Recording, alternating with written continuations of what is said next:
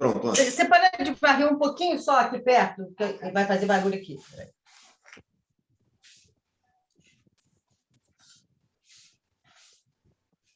Interessante. Então, bom dia. Estamos aqui reunidos para mais uma manhã de trabalho do Congresso Vassouras, o Café e o Vale que Transformou o País, a importância do legado vassourense para a história e cultura brasileira. Nessa sessão da manhã, nós teremos 2 palestras, tendo como objeto, como foco de atenção, a casa do século XIX. Então, a primeira palestra será apresentada por uma arquiteta e a segunda por um historiador da arte. Então, teremos 2 abordagens interessantíssimas sobre esse objeto que permeia a vida de todo mundo, né? De todos os humanos. A casa como um símbolo de abrigo, de ostentação, de resistência. É uma casa como um fator cultural inalienável. A primeira palestra vai ser de Francesca Dalmaro Martinelli, A Casa como Documento, Formas de Morada, Família Werneck, no Vale do Paraíba. Francesca é arquiteta e urbanista, formada na Unicinos, tem relações com Vassouras, mestre em preservação do patrimônio cultural pelo IFAM e doutoranda em urbanismo pela FAO-FRJ. Atualmente, ela integra na Fundação Casa Rui Barbosa, desde 19, a equipe do projeto A Casa de Elite no Brasil é de cientista, Casas Rurais e Urbanas no Ciclo do Café. Francesca terá 40 minutos de apresentação para nos dar 5 de perguntas. E a proposta que eu faço é que a gente faça em seguida, quer dizer, eu faço só um corte para, em seguida, apresentar o Júlio e deixarmos as perguntas para o final da apresentação dos 2. Está bem assim? Vocês concordam? Fica mais integrado, né? Então, Francesca, com a palavra. Bom dia a todos e todas. Eu gostaria de agradecer o convite do Luiz Felipe, né, a oportunidade de estar aqui hoje falando um pouco sobre essa pesquisa, também a Ana Pessoa, Eduardo Chinó, que organizaram, enfim, essa participação, e falando um pouco sobre essa pesquisa da Fundação Casa de Rui Barbosa, que teve início no final de 2019, da qual eu trago um recorte nessa palestra sobre a família Werneck. Eu vou compartilhar, então.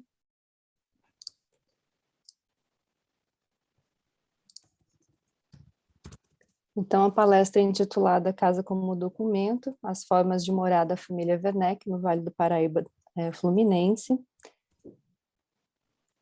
Deixa eu só conseguir passar aqui.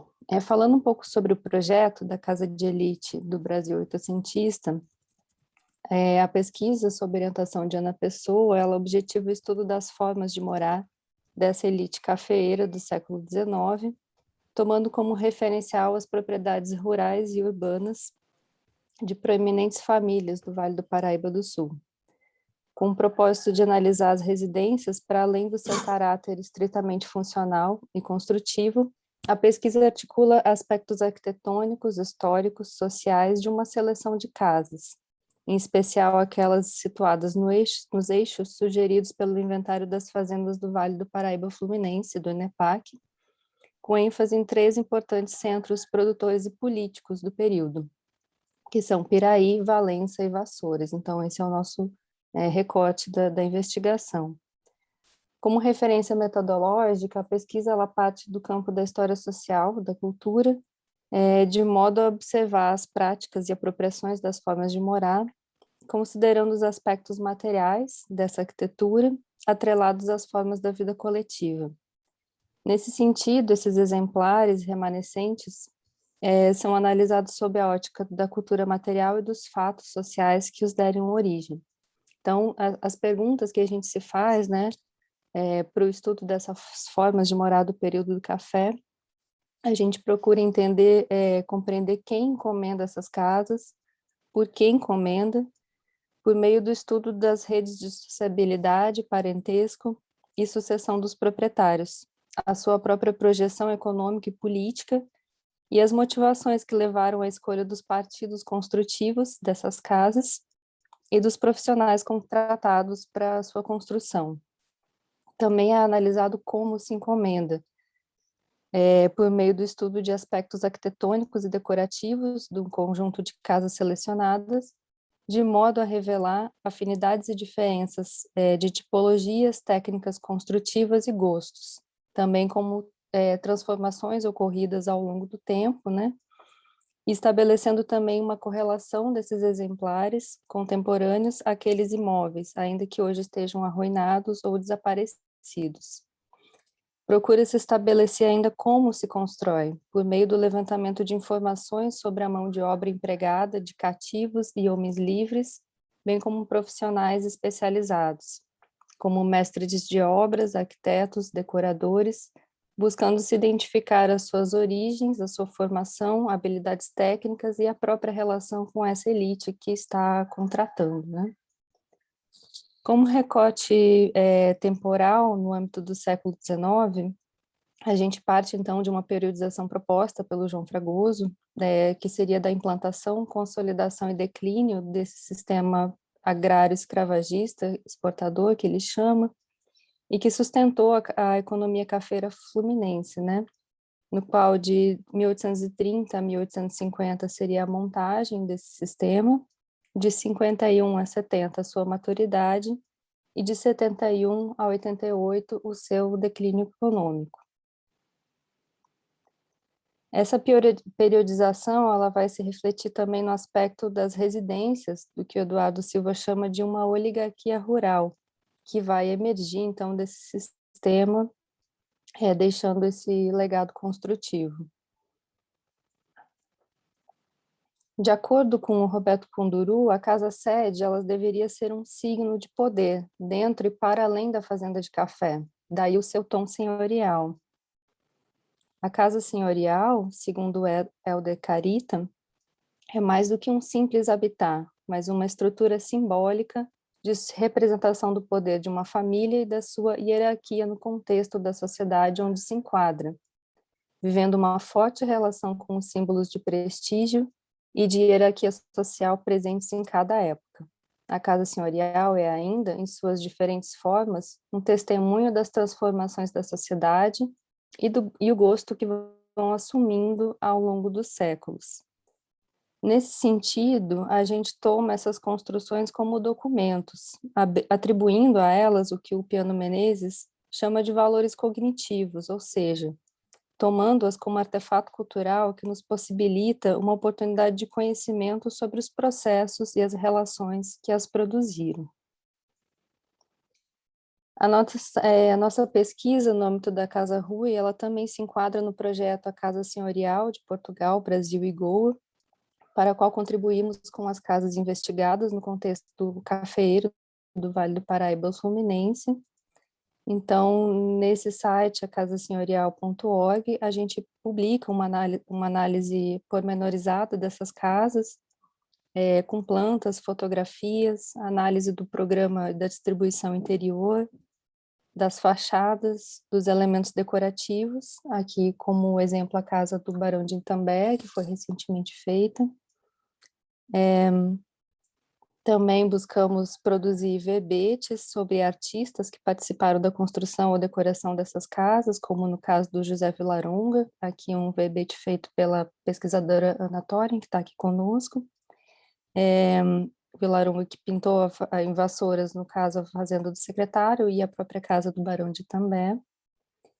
Nessa página também a gente transcreve e publica inventários dos proprietários dessas casas, que vão nos auxiliar na investigação da distribuição dos cômodos, né, na conformação dessas casas no século XIX, bem como os hábitos de consumo e vivência doméstica dos seus ocupantes. Então, aqui um exemplo da transcrição do inventário do segundo Barão do Rio Preto, né, que foi proprietário da Flores do Paraíso, em Valência. E também publicamos documentos históricos, como plantas ou fotografias antigas, como no caso desse conjunto de fotos do Marc Ferrez, da Fazenda Santa Mônica, em Valença, que consta no Arquivo Nacional e que foi publicado no site, servindo também de base para investigações posteriores sobre essa casa.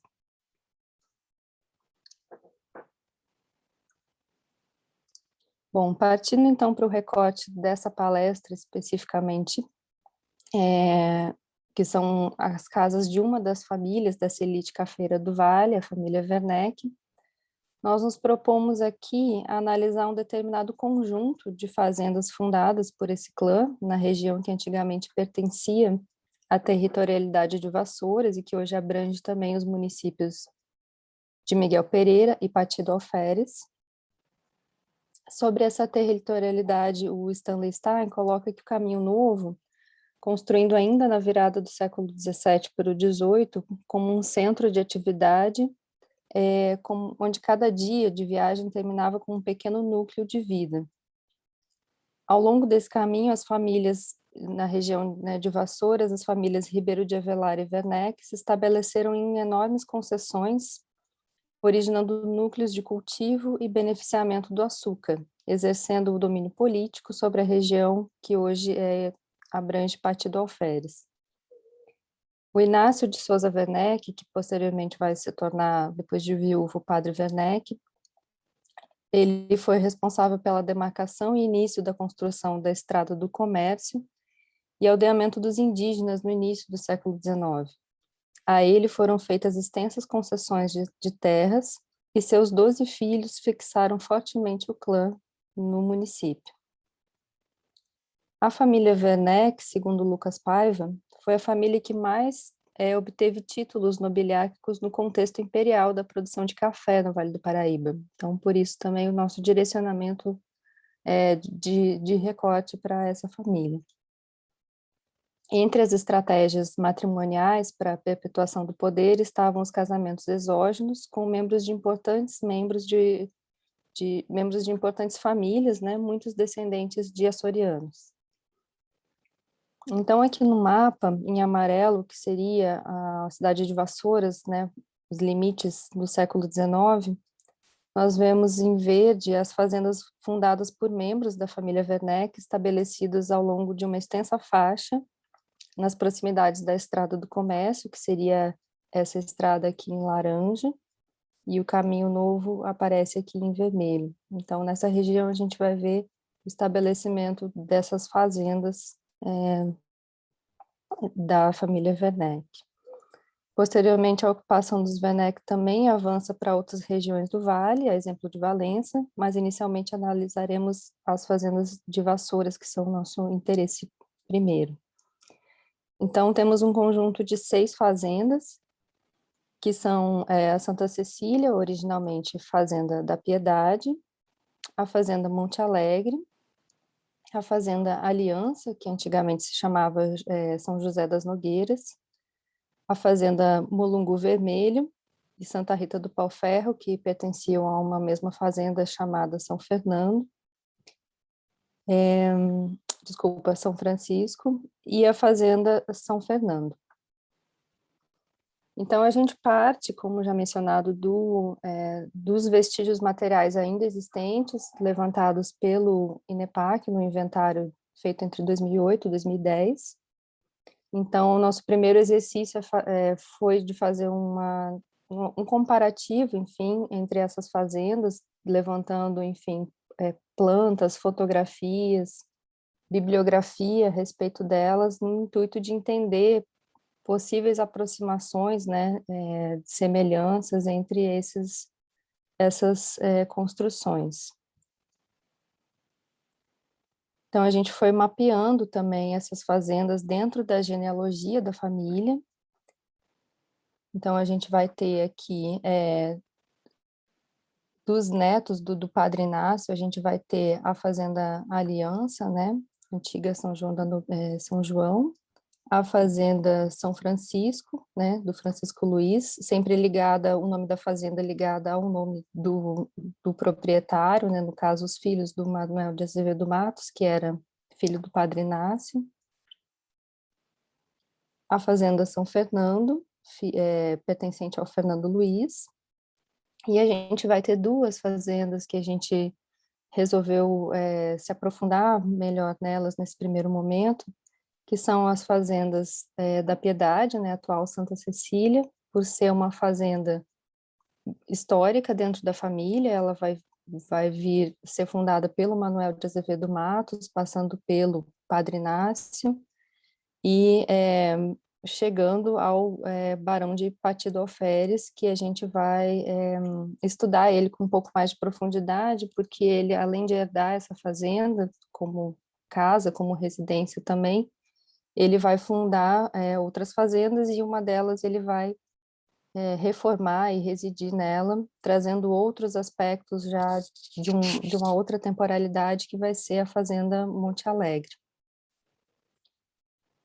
Então, com esse recorte das fazendas onde residiu o barão de Pati do Alferes, Francisco Peixoto de Lacerda Werneck, a gente vai fazer uma análise mais pormenorizada. Francisco Peixoto, que nós vemos a imagem à esquerda, foi o barão de Pati do Alferes. Ele nasce na Fazenda da Piedade, uma dessas fazendas que hoje é Santa Cecília, em 1795. Ele era filho único de Francisco Peixoto de Lacerda e Ana Matilde Werneck. Ele se casa em 1823 com a Maria Isabel Gomes de Assunção Ribeiro Avelar, a baronesa, que vai ser baronesa de Pati do Alferes. E desse casamento eles tiveram 8 filhos, dos quais 2 morreram ainda jovens, sendo os que chegaram à vida adulta o Luiz Peixoto, de Lacerda Werneck, Ana Isabel, Manuel Peixoto, Mariana Isabel, Carolina Isabel e Maria Isabel de Lacerda Werneck. Essa última vai vir a ser a Viscondessa de Arcozelo, casada com o médico português Joaquim Teixeira de Castro, então Visconde de Arcozelo. O Barão do Pati ele foi proprietário das fazendas Monte Alegre, Mato Grosso, Manga-Larga, Monte Líbano, Piedade, Santana e Conceição. A sua atividade econômica girava em torno, então, da cultura do café, mas, para além disso, ele exerceu importantes atividades sociais e políticas na região que hoje seria Pati do Alferes, sendo comandante da Guarda Nacional, presidente da Sociedade Promotora de Civilização e Indústria da Vila de Vassouras, e deputado na Assembleia Provincial. Além disso, ele apoia Dom Pedro I no processo de independência, em 22, e a Dom Pedro II durante a Revolta Liberal, em 1842. Em 1847, ele publica um livreto dedicado ao seu filho mais velho, Luiz Peixoto, intitulado Memórias sobre a fundação de uma fazenda na província do Rio de Janeiro, que fica também como um documento da organização, enfim, fundiária e da própria arquitetura dessa estrutura da fazenda da época. Entre 51 e 54, ele constrói a Capela de Santana, junto com um cemitério, na freguesia de Santana das Palmeiras, parte da vila de Nossa Senhora da Piedade, em Iguaçu. E também era seu desejo construir a cidade de Isabelópolis, em homenagem à princesa Isabel, o que não chega a se concretizar. Ele recebe em 1852 o título de segundo Barão do Pati e falece em 1861 na Fazenda Monte Alegre. A sua esposa, Maria Isabel de Assunção, Gomes de Assunção Ribeiro de Avelar, ela nasce na Fazenda Pau Grande em 1807, ou seja, uma família que ocupava também as proximidades, né, do território dos Werneck. Era filha de Luiz Gomes Ribeiro e Joaquina Matilde da Assunção, e foi irmã de Cláudio, barão de Guaribu, Paulo, barão de São Luís, e João Gomes Ribeiro de Avelar, visconde da Paraíba. Em 1823 ela se casa, então, com Francisco, vindo a tornar-se baronesa em 52, e após a morte do barão do Pati em 61, ela assume a administração dessas fazendas, modernizando as instalações de beneficiamento de café como saída para o esgotamento das terras e o envelhecimento dos cafezais. Entretanto, ela falece pouco tempo depois do barão, em 1867. Sobre o Barão do Pati, além das fazendas e da capela que ele constrói, ele também vai se encarregar de algumas obras de reparos na Estrada do Comércio, que já a essas alturas já é uma estrada que tem aproximadamente 40 anos, em meados, né, do século XIX, e um regime que pode ser entendido hoje como empreitada. Em notícia publicada à época, essas obras elas incluíam uma ponte sobre o Rio Paraíba que fora levada então pelas enchentes. E aí sobre essa ponte ele escreve então ao comissário detalhando, enfim, né, o que seria necessário fazer. Ele coloca: hoje as vizinhanças dessa obra estão com as matas destruídas pelos proprietários das terras e será muito difícil, posto que não impossível, ter no lugar o necessário madeiramento de boa qualidade. O atual do chefe do distrito é de opinião que se faça de arcaria de pedra, melhor seria, porém, a construção de boa madeira, que pode durar 30 ou 40 anos. Então, essa discussão sobre a disponibilidade de materiais, né, como seria, então, feita essa nova ponte. A gente encontra, junto com essa documentação, um desenho do que seria essa ponte. Não se sabe se chegou a ser executada, porque não tem vestígios de uma ponte pêncil como essa, né, no local.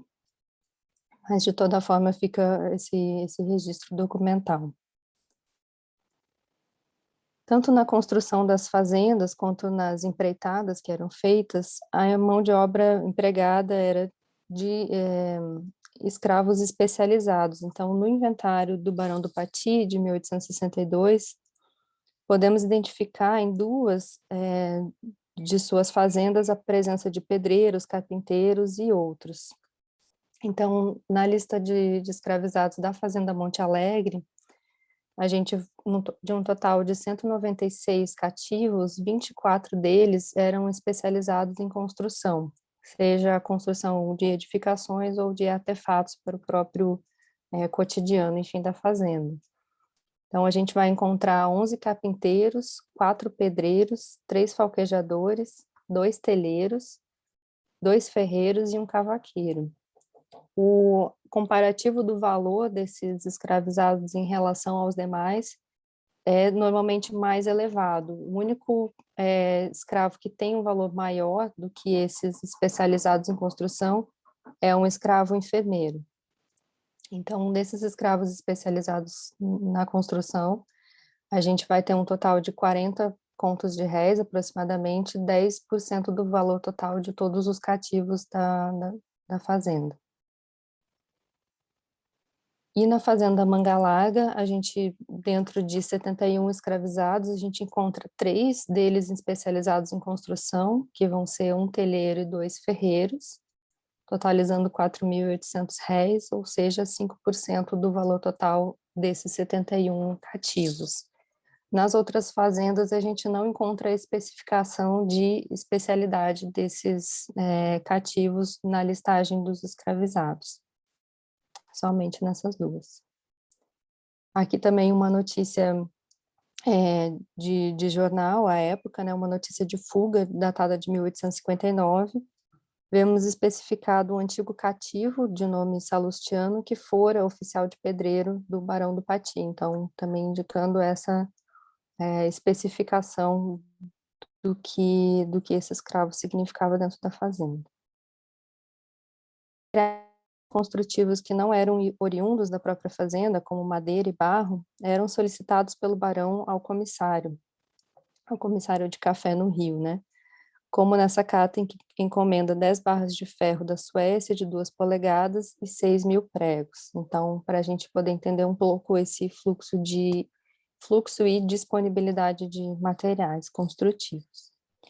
Bem, partindo então para a análise das casas do Barão do Pati, a gente vai ver primeiro a Fazenda da Piedade, né? Hoje ela se situa no que seria o município de Miguel Pereira, no Rio, e é a fazenda mais antiga dentro desse conjunto das fazendas Werneck em Vassouras. Ela é fundada ainda no século XVIII, no final do século XVIII, pelo Manuel de Azevedo Matos, que a gente viu na genealogia. Ele era genro desse primeiro Werneck que chega, então, ao Brasil, né, e se fixa na freguesia do Pati do Alferes. E após a decadência da mineração, ele se fixa, né, na freguesia e inicia a construção do que se convencionou a chamar, na historiografia, de primeira moradia dessa fazenda.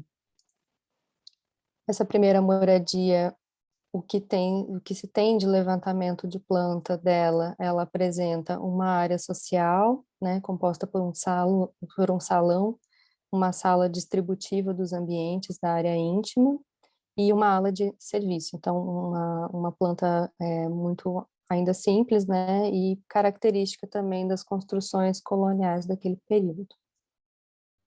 No inventário do Barão do Pati, que sobre essa casa, que ela ainda existe, né, até hoje, então ela permanece na década de 60 nesse inventário. Ele vai chamar de Fazenda de Santana, né, vai desmembrar depois da segunda casa que vai ser construída, e aparece uma casa de vivenda de sobrado, com todos os seus pertences, uma capela, por um conto de 215 mil réis. Os móveis listados na casa indicam, né, móveis muito usados, como mesa de jantar, mesas usadas, marquesas velhas, relógio desconcertado e por aí vai. Essa é uma fotografia, né, do Pondé, da década de 80, no artigo, e que vai aparecer, então, alguns desses móveis nessa casa.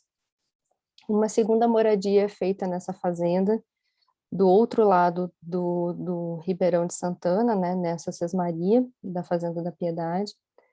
O próprio Manuel, esse primeiro, né, que constrói a primeira casa, ele funda, do outro lado do rio, um estabelecimento de aguardente.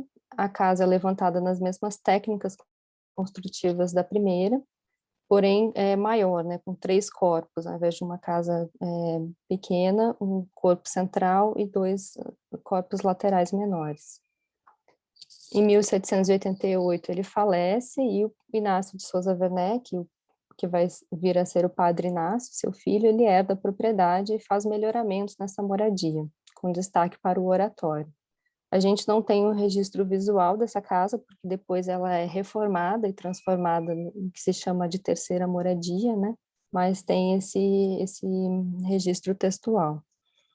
O padre Inácio falece, a fazenda fica para sua filha, Ana Matilde Werneck, então casada com o açoriano Francisco Peixoto de Lacerda. Esse casal vai ter um único filho, então, que vai ser Francisco Peixoto de Lacerda Werneck, o Barão do Pati, que vai herdar essa casa. Em 1853, ele inicia uma obra de uma terceira moradia, o que se convencionou a chamar de terceira moradia, que é o que mais ou menos se apresenta hoje, com algumas modificações depois que vão ser feitas no século XX, mas essa terceira moradia ela já apresenta feições neoclássicas, né? Porém, ele deixa essa obra inconclusa após adquirir a Fazenda Monte Alegre, onde ele vai passar a residir. Em 1861 ele falece, e depois que ele falece, os Viscondes do Acuzelo, eles terminam, depois do falecimento da baronesa também, eles terminam essa obra dessa terceira moradia na década de 1870. Bom, depois a fazenda fica para a Viscondessa de Acuzelo e acaba sendo hipotecada em virtude de dívidas. A gente tem alguns registros também do que seria essa fazenda, né? O Luiz Pondé, ele coloca essa casa como sendo um corpo central em estilo neoclássico, com pórtico também central, arrematado por um frontão triangular. Entrava-se, então, pelo pórtico e depois o vestíbulo dava para esse oratório. E nele fora entronizada a imagem de Nossa Senhora da Piedade, mandada via da Europa pelo padre Werneck, diante da qual esse padre teria rezado a sua primeira missa. Esse oratório seria mais do que isso, seria uma pequena capela com 2 sacristias. A da direita destinava-se à família rezar a missa, e os convidados ficavam no pequeno adro e vestíbulo. E nessas missas também, assistidas pelos escravizados, que se amontoavam no pórtico de entrada. Então, esse vestíbulo e esse oratório se colocavam como um centro distributivo também da casa. Essa moradia hoje não, o que se tem de registro da década de 40 dela, ainda depois ela teve mais modificações, hoje ela é um hotel, mas teria uma área de serviços na ala esquerda, uma área íntima, no corpo frontal na área esquerda, uma área social, e aí claramente esses elementos como um eixo, né, distribuindo então para as outras funções da casa. Então a gente vai ver essa característica também de organização mais racional da planta como um elemento também do neoclassicismo.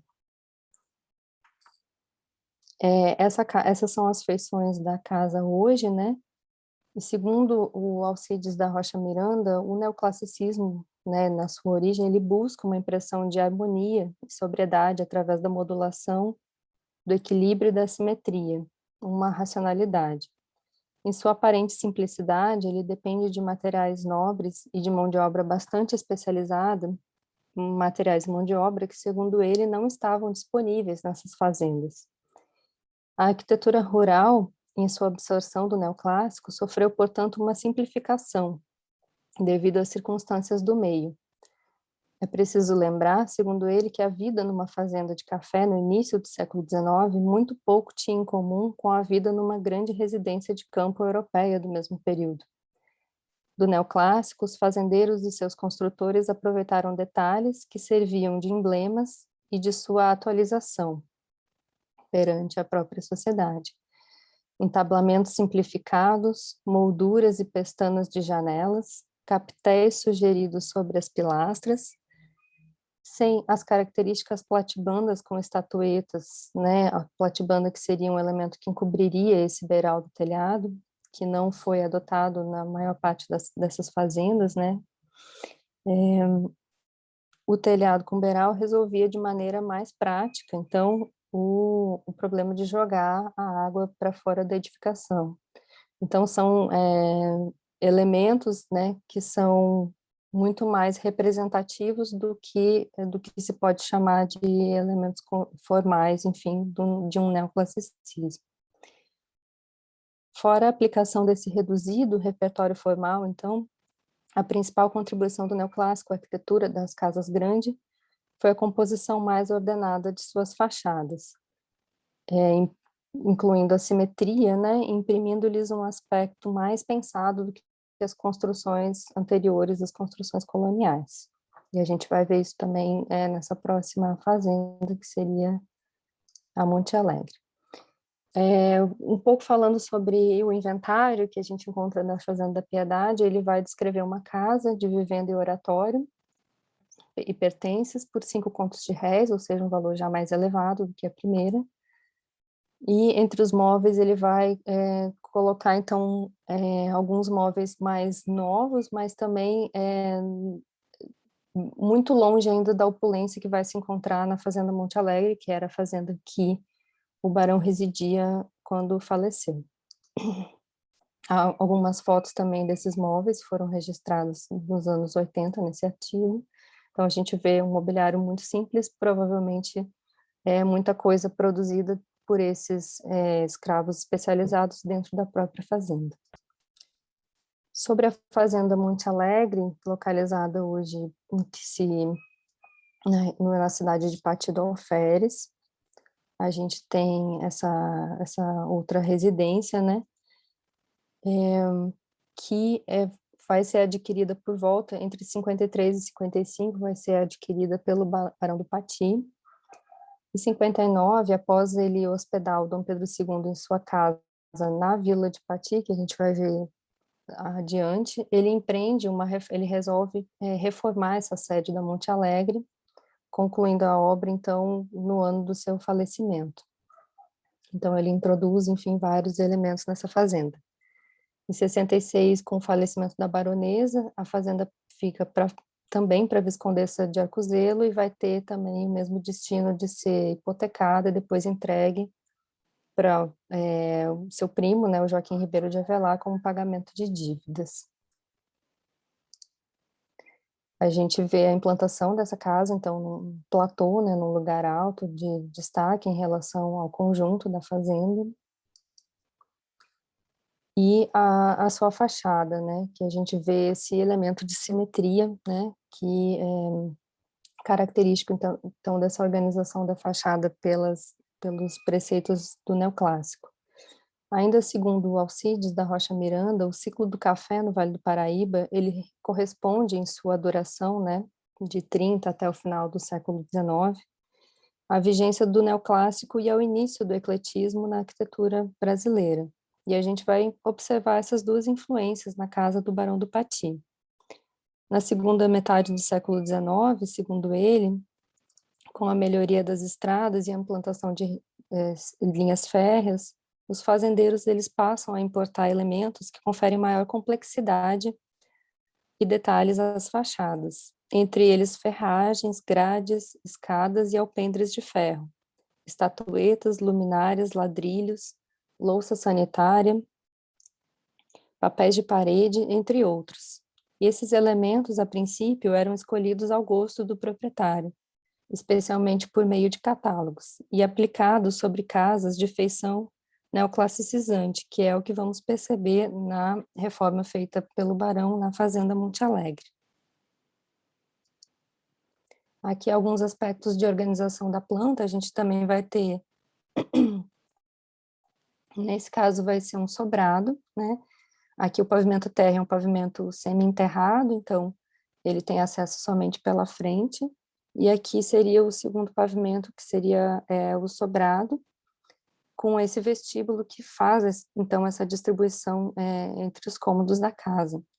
Essa casa, ela pegou fogo na década de 70, então boa parte da planta dela também foi muito modificada, havia um corredor que levava a essa edificação da capela aqui nos fundos, e que já não mais existe, e havia também uma continuação dessa ala direita, formando, então, um pátio interno, né, nesse fundos.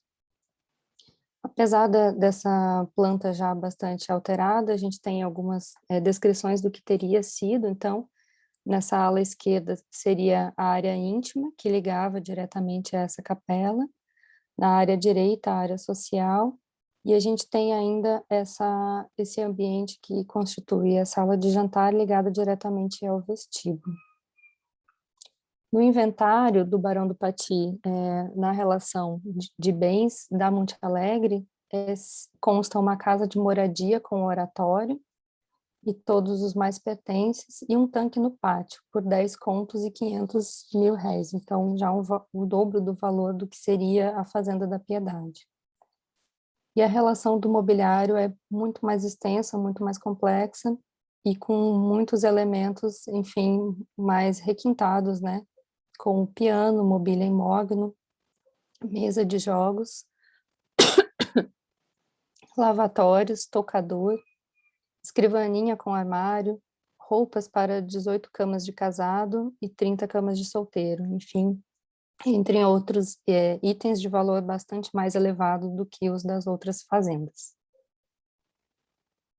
Serviço de louça da Índia, música composta de diversos instrumentos, aparelho de louça de porcelana com firme brasão, sopeiras ovadas a Luís XV, cesto com figuras a Luís XV, só para dar um exemplo de alguns desses objetos.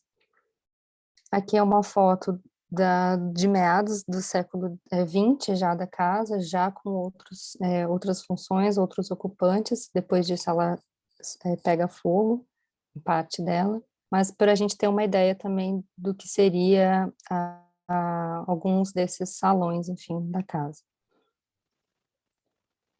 E sobre essa casa, sobre o sobrado urbano que ele teria recebido, então, o Dom Pedro II em Pati do Alferes, é uma casa que não mais existe, mas a gente tem alguns registros documentais sobre ela. Então, assim, pensando a arquitetura como documento, mas também os documentos de arquitetura, né, pelos quais a gente pode remontar essas espacialidades não mais existentes. Então, a gente tem a localização aproximada dessa casa. Aqui é o centro de Pati do Alferes, aqui o cemitério municipal, ela ficaria mais ou menos nessa região, próximo ao que é a rodovia hoje, a RJ 125, e a Fazenda Monte Alegre, ela fica mais ou menos nessa localidade. Já a Fazenda da Piedade fica bem mais ao sul, em Miguel Pereira. Então, para a gente ter uma ideia também da proximidade dessa casa urbana entre o centro da cidade e entre a Fazenda Monte Alegre, era um ponto intermediário, então, entre essas duas localidades.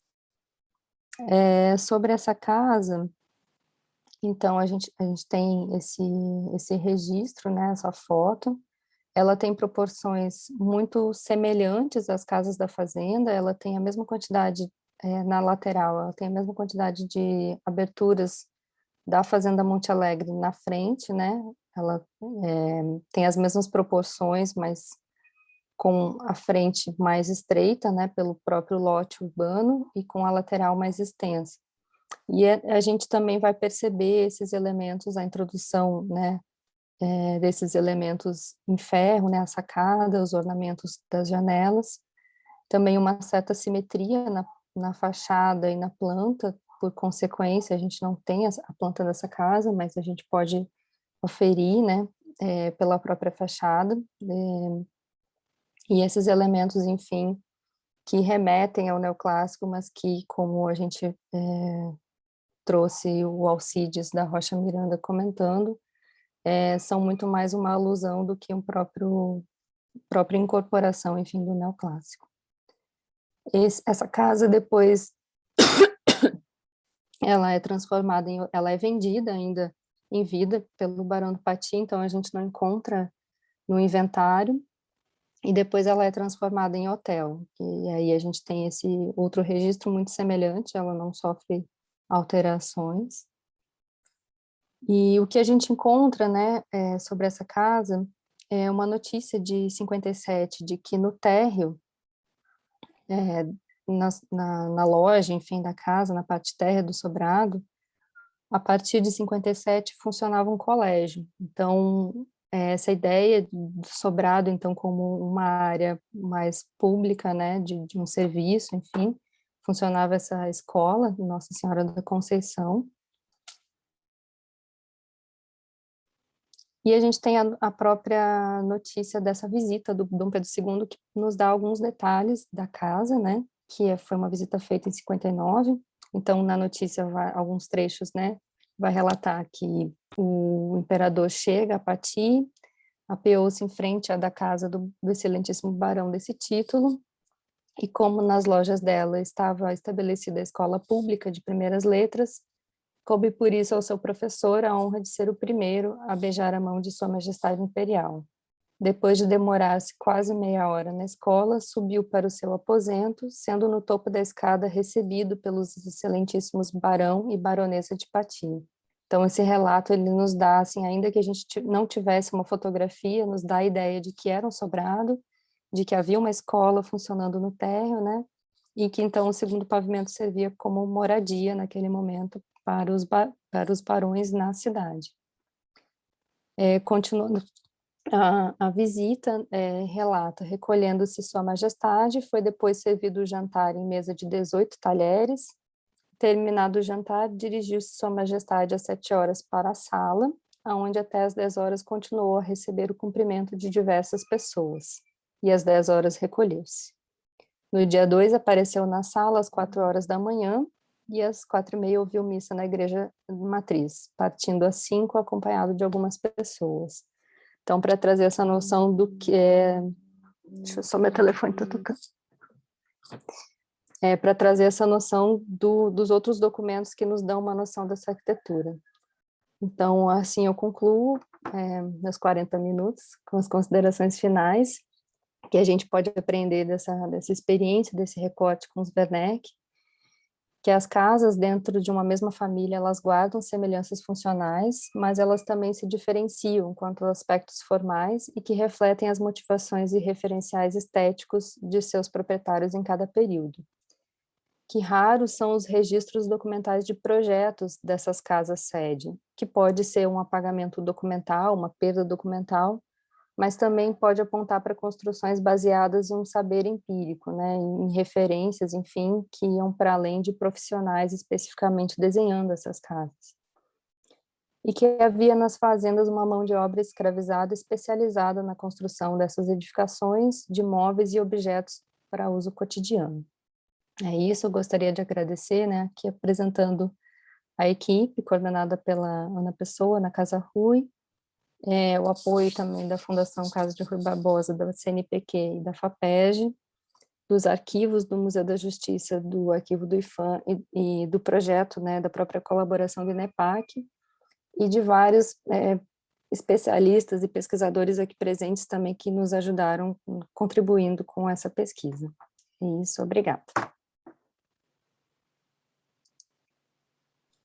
Obrigada, Francesca. Temos depois muito o que comentar. Então, vamos agora para Júlio Bandeira. Júlio vai nos apresentar uma conferência sobre os Palácios Joaninos de Thomas Ender.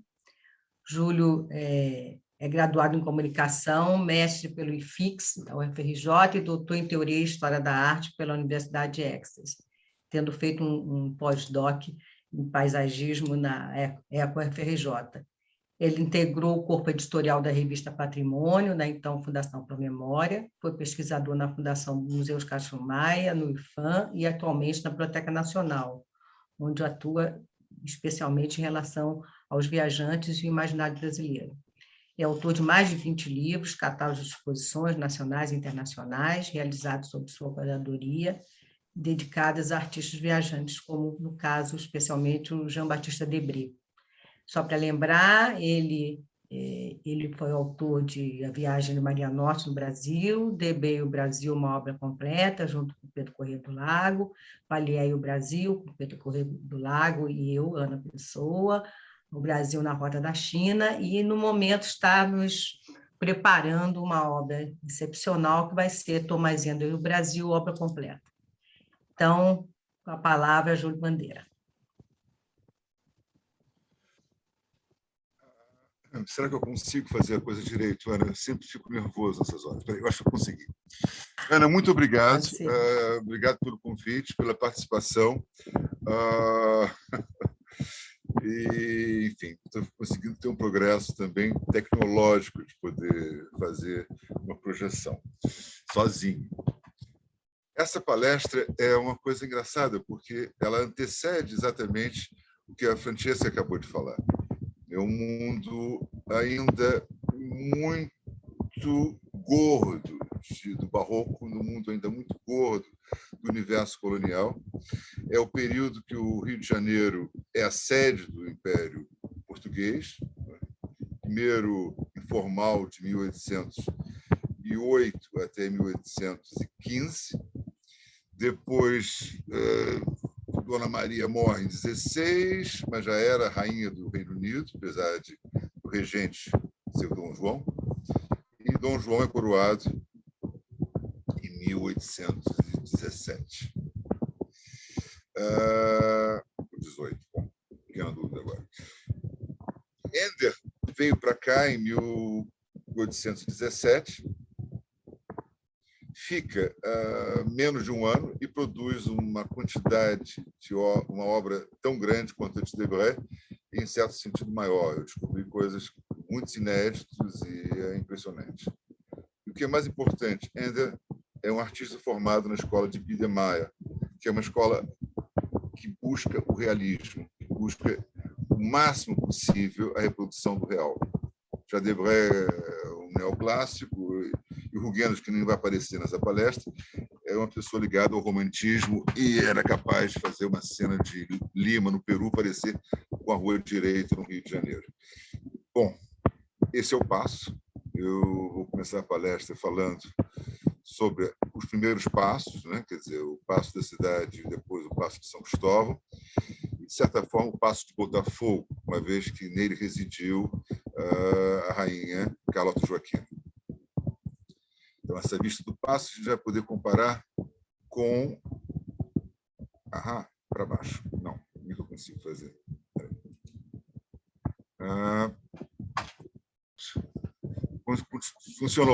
Funcionou.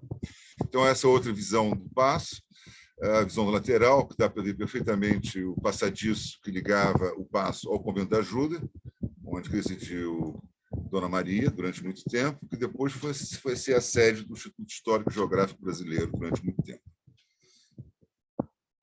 E aqui é uma gravura, uma aquatinta, melhor dizendo, do Henry Chamberlain, a gente vê a diferença de qualidade, não é, do Chamberlain para o Ender. Facilmente, no Ender a gente sente a pedra, a gente sente todo o acabamento do passo. No Chamberlain a gente vê uma coisa que parece que saiu da restauração do Infant, que foi feita em 1982. É uma coisa meio artificial, não é bem real, perdão, Chamberlain. E aqui o nosso Debré que fica no meio termo. Debré é capaz de juntar o realismo, de certa forma, mas ele exagera um pouco no que ele considera pitoresco, né? Ele coloca arremates no telhado que são exagerados e por aí vai. Mas é divertido, é bem mais próximo da realidade do que o Chamberlain. Aqui é um detalhe. E, por último, uma outra imagem do passo que eu gosto muito, um pouco posterior, que é do Steinman. Essa imagem, essa gravura do Steinman ficou muito popular, e o passo aparece quase que chinês nela, se prestarem atenção às telhas em forma de andorinha. E a cidade tem um lado muito mais oriental do que nas outras. Aqui é um outro palácio, está indo antes do que eu imaginava, mas, enfim, é a residência do bispo, que existe até hoje. Curiosamente, essas três primeiras construções que eu estou apresentando, apesar de serem construções que tiveram origem no final do século XVIII, ou antes mesmo, sobreviveram, né? Aí foi a sede da Fundação Roberto Marinho durante muito tempo e fica no Rio Comprido. Aqui é um desenho de Debré da mesma construção. Essa aqui é de Ender. Essa é de Debré. E esse é um esquema, uma gravura de Debré, que mostra a planta baixa, inclusive, de como era a construção. Capela ligada ao palácio. Por uma varanda muito grande, uma pérgola que protege em dias de chuva. E chegamos a mais um palácio, que é o que eu tinha começado antes, que é o Carlota Joaquim, na Praia de Botafogo. Ao fundo, o Morro da Viúva. Essa tela é um óleo, né? Um óleo sobre tela, que é contemporâneo, dá para se ver pelas roupas e pelo tipo de transporte, contemporâneo a Ender, por conseguinte, ao próprio Debré. O que é curioso é que é uma tela que está no Museu Castro Maia e eu sempre admirei, foi exposta em vários locais antes disso, em coletivas. E é uma coisa que me impressiona muito por esse telhado, não é? Um telhado muito trabalhado, e é uma construção recente, quer dizer, uma construção provavelmente recente, quer dizer, posterior ao Paço da cidade e posterior ao Paço de São Cristóvão no início. Então, é uma coisa que já tem uma brincadeira neoclássica. O telhado me lembra muito as coisas que aconteceram com a Alfândega, né? A antiga Praça do Comércio, que vai ter um telhado trambolhado dessa forma. Bom, eu não sou arquiteto, então, alguma liberdade. E aqui é essa mesma casa, retratada no contexto da Praia de Botafogo, por Thomas Ender, onde ela aparece ao fundo.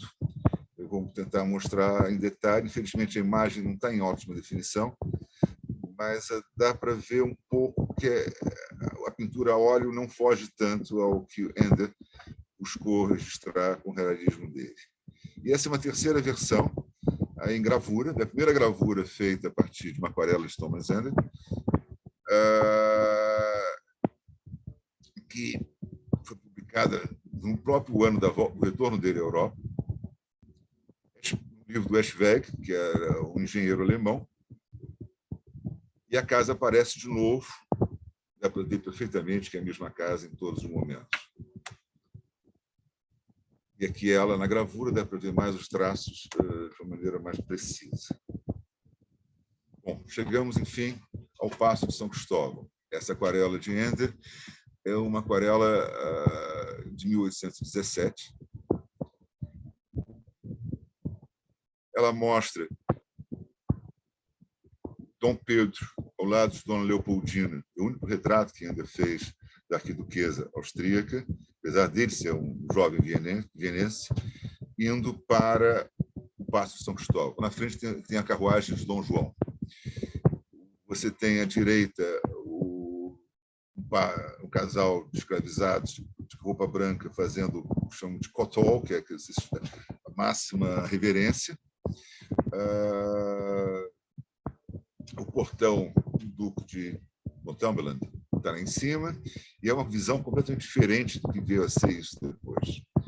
É muito triste porque existia uma pintura de Tonet que desapareceu junto com o incêndio do palácio, que é o mesmo tipo de cena, só que no caso da pintura de Tonet, quem estava ajoelhado era o próprio Tonet na passagem de Dom João e Dona Carlota.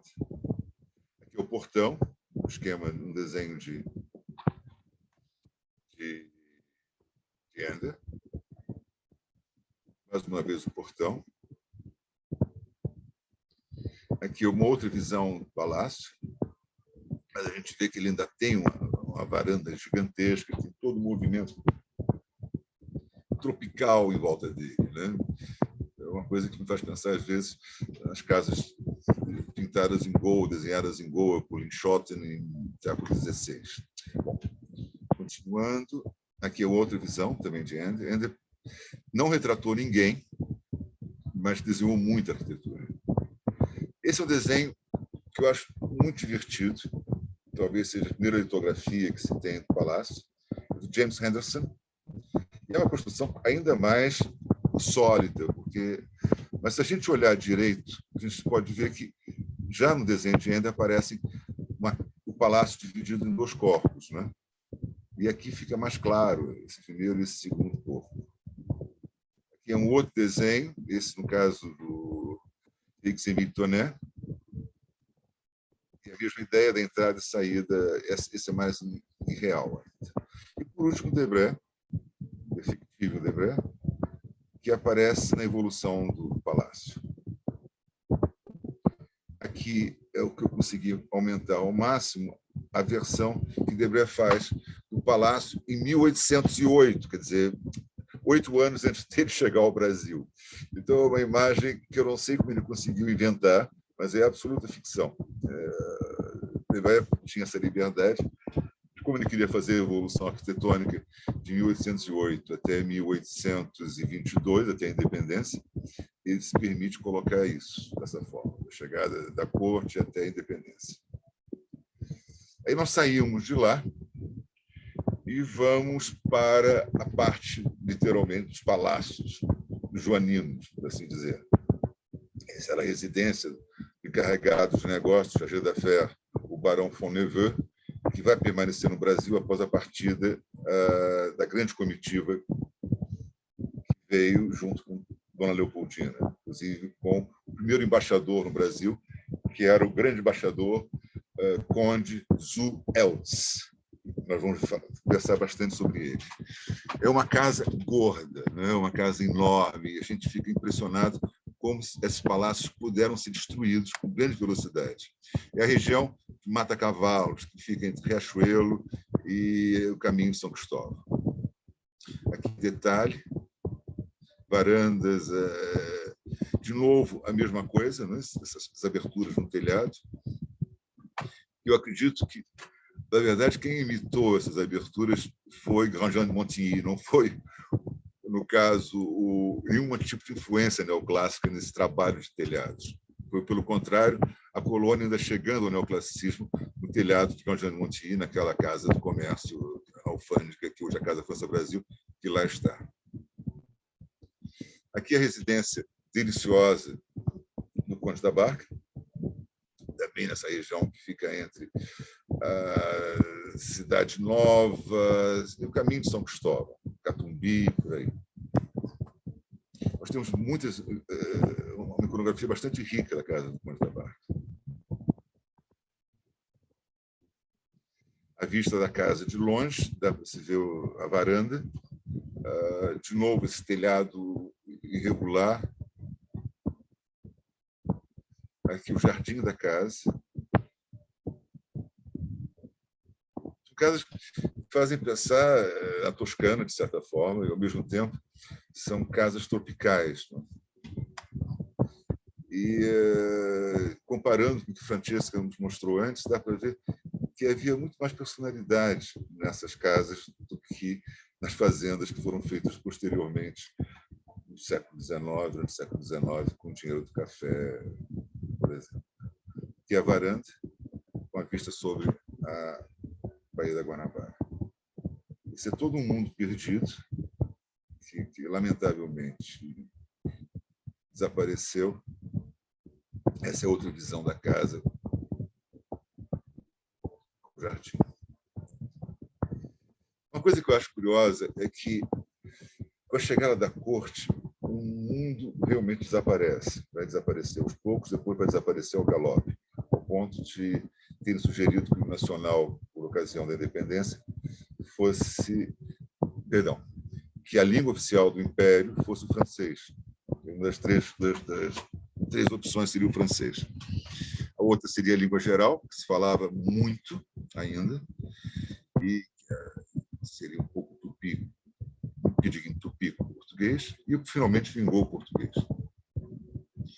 Essa é a casa do Vila Nova, Portugal, que era o ministro mais de fachada, e quem realmente governou o Brasil durante muito tempo nesse período era o Conde da Barca. Uma casa mais singela. E aqui é um esquema que Debré faz, com planta baixa, o que seria uma grande casa senhorial brasileira. Essa talvez seja a casa mais luxuosa desse período, que é a casa do senhor Siqueira. É uma casa que ficava também nessa região, e é um palácio extraordinário. Me surpreende que uma casa com tanta cantaria, com tanto luxo, não tenha sido aproveitada para mais nada e tenha sido demolida e perdida. Essa é a única imagem que eu conheço dessa residência. A quantidade de janelas, o luxo que essa casa tem, os portões, a cantaria, ela realmente me impressiona muito. E, finalmente, a residência provisória, mobiliada ad hoc para receber o conde Zuo de Eltz. Essa imagem é curiosa porque ela vai me permitir mostrar a vocês o interior e o habitante desse quarto nessa residência do início do século XIX. Ender também é pintor e desenhou de diversos anos. Aqui é uma aquarela que deu origem a essa. É um esboço, se vocês quiserem. Essa já é a aquarela terminada, mas ela data de 1818, pouco antes da partida de Ender do Brasil. Aqui a parte que dá para os jardins. De novo, essas mansardas interessantíssimas, não é? Os cunhais de pedra que aparecem aqui, aparecem também na casa Siqueira. É curioso que esses cunhais de pedra vão desaparecer na ocasião da restauração do Paço, na Praça 15, a ponto de ter ficado um pouco chocado quando o Ifan resolve pintar de cinza, imitando pedra, alguns cunhais que faltavam. Bom, teria sido pior se tivessem colocado os novos cunhais. Aqui é um jardim, uma pequena folie, que, na verdade, escondia um banheiro, também dentro da casa do conde. Aqui é o quarto, a grande sala do conde, onde você tem um retrato do pai da Leopoldina, no fundo, que é o imperador Francisco I da Áustria, e se vê o luxo que é essa sala. É verdade que, em matéria de decoração, ela é muito pobre, mas ela tem um trabalho de grafito, por exemplo, nessa coluna que sobe, de talha no portal. O mobiliário, que era uma coisa muito rara naquela época, é bastante imponente. E esse altar, com a figura do imperador, é uma coisa muito divertida. Mais adiante, o personagem que eu estava falando antes para vocês, que é o sujeito de cartola, quase cartola, de chapéu e óculos, lendo à esquerda. Dentro você tem dois condes, o conde Paulf e o conde de Schwarzenberg, eu acho, e à direita o cadete Meindorf. Eu estou explicando quem são porque até pouco tempo atrás essa imagem está na Biblioteca Nacional e a legenda dizia que era Spix e Márcios que estavam com outras pessoas chegando ao Brasil. Só que tem um desenho que se encontra em Viena, a cópia não está boa também, mas é o esboço para essa imagem, onde Ender teve o trabalho de colocar a identificação dos 4 personagens. E um deles era Spix, e um deles era Márcio. Isso é a bordo da fragata Áustria, caminho do Brasil. Aqui em detalhe, Barão von Hügel, que é a figura, era o camareiro do grande embaixador. O Barão von Hügel mora na casa do grande embaixador, tem um quarto, tem um aposento. E criou-se uma certa amizade dele com Ender, a ponto de Ender poder frequentar o quarto do barão, os aposentos do barão. É esse. Esse é um quarto onde aquela figura tem a espada do barão, tem todos os detalhes, tem um termômetro na parede, tem louça de tocador, tem escrivaninha de trabalho, além da espada, vários objetos pessoais. Não tem nenhum quadro na parede. Tem essa coisa de escaiola, imitando um pouco mármore verde, não é? E a parede, a porta é uma porta simples, uma porta azul, com tábuas, um corredor. E a gente vê que o mobiliário foi realmente reunido para mobiliar essa casa. Ele veio de vários lugares. Foi um pouco sequestrado. A cama do barão é uma cama imponente, com um fantástico cortinado. A gente vê um sistema de subir e descer, e que impressionou tanto Ender que ele vai fazer um desenho esquemático dele, de uma cama brasileira. Eu estou quase terminando.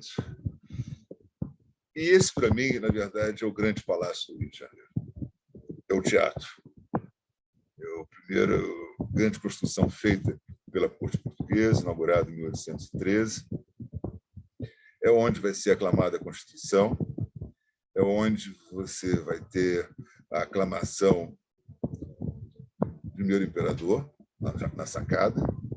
E essa versão dele é uma versão que eu gosto muito, é do Jacques Arago, também contemporâneo ao Ender.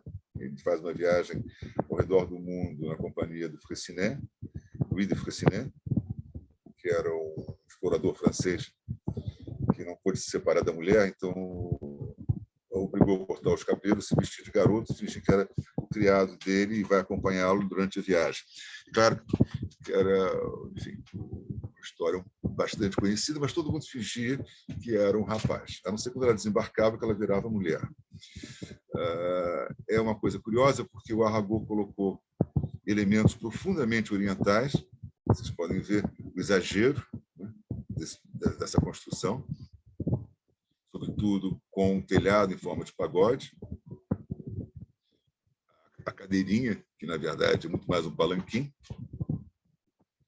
e os dois pedintes na frente, vestidos, um deles vestido de vermelho, que era a cor que passa a ser em moda depois que a Nossa Senhora dos Anjos naufraga, isso é uma longa história, naufraga em frente ao cais do Paço, no século XVIII, e entre outras pessoas viajava um jesuíta que se vestia à moda de mandarim de vermelho.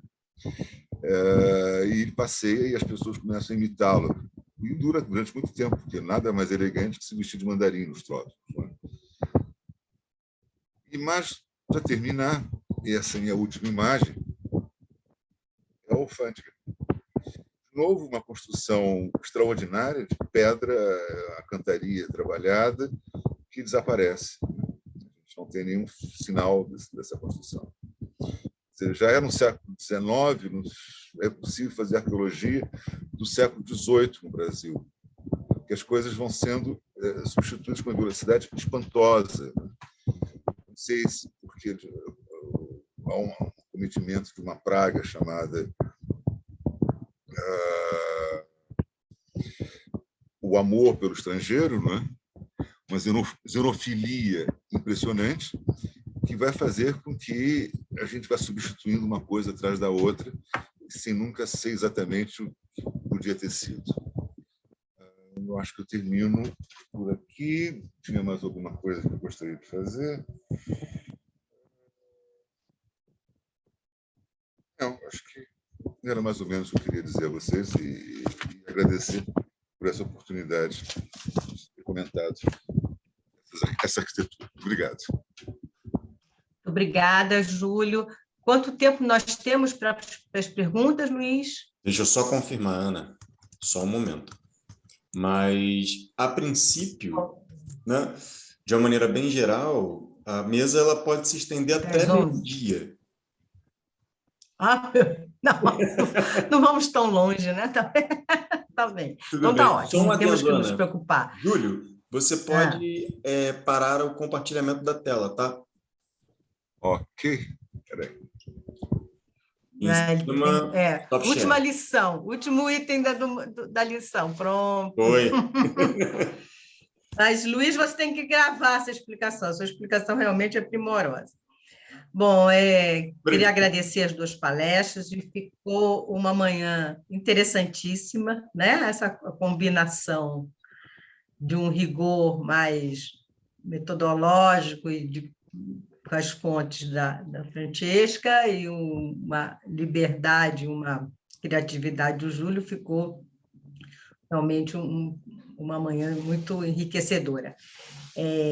Eu tenho perguntas para fazer, tenho brigas para comprar, tenho uma opção de coisa para fazer assim com o Júlio.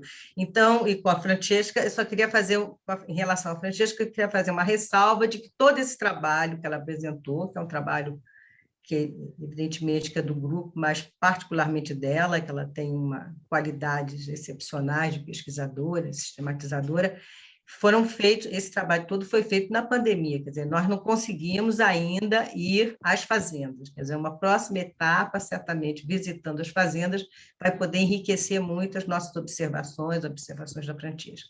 Temos, então, expectativas de que esse trabalho avance e que a gente possa estudar também outras fazendas da família, né, Francesca? Isso é um trabalho em processo, digamos assim. Mas, então, eu vou abrir aqui no chat, quem está querendo fazer perguntas, vamos ver pela ordem. A Thoren, Eduardo, Tarcísio. Então, vamos esses três primeiro. Vamos lá. Thoren.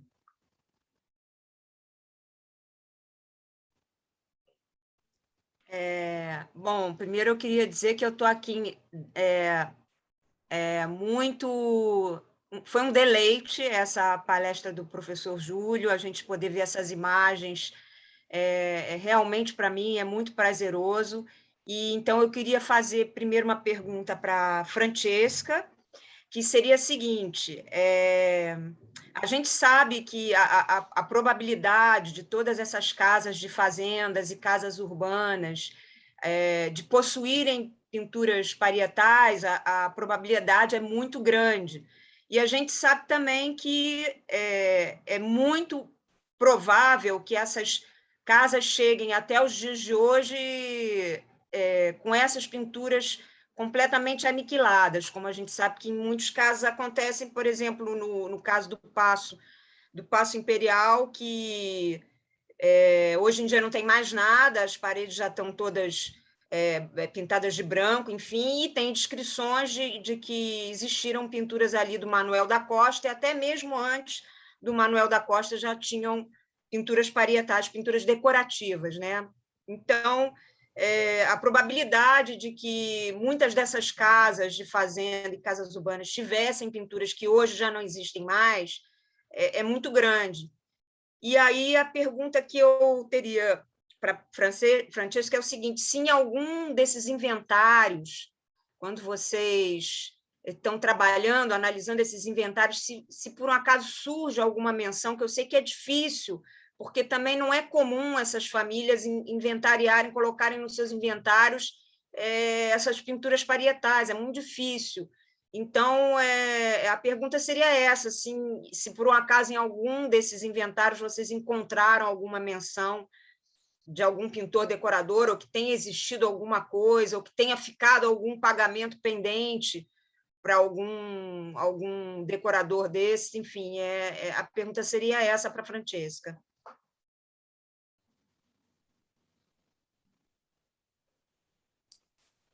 Respondo agora? Responde logo. Pode responder, né? Logo. Tá. Ana, assim, não encontramos nem, assim, nesse caso das fazendas do Barão do Pati, elas realmente não chegaram ao século, né, ao século XXI com pinturas, mas outros inventários que a gente transcreveu, como no caso do Barão do Rio Preto, da Fazenda Flores do Paraíso, que é uma fazenda que tem pinturas do Villa-Longa, não tem qualquer menção a essas pinturas. E mesmo na Casa da Era, que já vai ser século XX, no inventário da Eufrásia Teixeira Leite, que a gente vai ter papel de parede, enfim, alguns remanescentes de pintura parietal, também não tem qualquer menção no inventário. O que vai ter é as pinturas de quadros, enfim, que entra na relação de objetos. Mas até hoje a gente não encontrou realmente. Não representa, vamos dizer assim, um objeto que se justifique inventariar, né? Apesar de que eu acho que as somas que se pagavam para esses murais, principalmente do Villa-Longa, não deviam ser poucas, né? E aí esse exemplo que você está me dando do Visconde do Rio Preto já me confirma a minha desconfiança de que a gente sabe que tem pintura e, no entanto, elas não são mencionadas. Porque poderiam ser no sentido de aquilo agregar algum valor financeiro mesmo à propriedade, né? Mas então as minhas suspeitas estão confirmadas, então. E assim, para o professor Júlio, eu queria saber se essas imagens vão constar no seu livro do Thomas Ender e quando será lançado, conforme a Ana Pessoa falou no começo da palestra, porque me interessa muito. Eu sou pintora, então para mim isso tudo é um acervo riquíssimo de referência, né, para os meus trabalhos, enfim. Confesso que eu não conhecia, eu estou acostumada a trabalhar muito em cima do Rugendas e do Franz Post, mas o Thomas Ender eu ainda não tinha prestado atenção. Então, era mais saber quando esse livro vai estar disponível. Bom, se Deus quiser, esse ano. Com essa confusão toda, eu acredito que até o final do ano ele já esteja disponível. Com relação a interior e pintura, talvez você conheça o APDG, Sketches of Portuguese Life. É um livrinho que é publicado por um diplomata, que até hoje não se sabe quem foi, e tem uma cena do beijamão no interior do Paço. Bastante curiosa, porque aparece Dona Leopoldina meio envergonhada, as figuras, a coxa aparece pintada de uma forma caricatural, com feições zoomórficas, e, enfim, é uma coisa que eu acho que, se alguém está interessado em imaginar o interior do Paço, pelo menos a parte decorativa, ele é bastante fiel, sobretudo com um gigantesco tapete arraiolo, onde as pessoas se ajoelham para fazer o beijamão. E Debré fala, na Viagem Pitoresca, que o Paço de São Cristóvão era decorado com pinturas de pássaros e de folhagem, sobretudo para distração da Leopoldina. Eu não sei se alguém algum dia descobriu isso. O Debré, inclusive, ele dá uma descrição de várias outras casas, do Conde da Barca, da biblioteca também, que era pintada, várias outras casas na Viagem Pitoresca, ele descreve essas pinturas, mas quem dá essa referência do Paço é o Araújo Porto Alegre, inclusive até criticando, falando mal do trabalho do Manuel da Costa, mas ele dá essa descrição de que existiam essas pinturas lá. Mas se o senhor puder escrever no chat a referência desse livro, se for possível a gente pesquisar e encontrar. Ana tem esse livro, não tem, Ana? Você tem, Ana? Tem, a gente tem essa referência. Então, depois você me passa. Acerta. Okay. Eu te passo. Tá legal. O Paço Imperial realmente é um projeto em si, né? Reconstrução do projeto em si. Eu vou passar, então, a palavra agora para Eduardo Chinó. Eu queria só esclarecer, Tarcísio, você vai fazer perguntas ou só quis se manifestar? Tá bom. Ele só se manifestou. Então, vamos lá. Tá bem. Eduardo. Liga o áudio, Eduardo. Som. Eduardo, liga o microfone. Eduardo, você tem que ligar seu microfone, meu bem.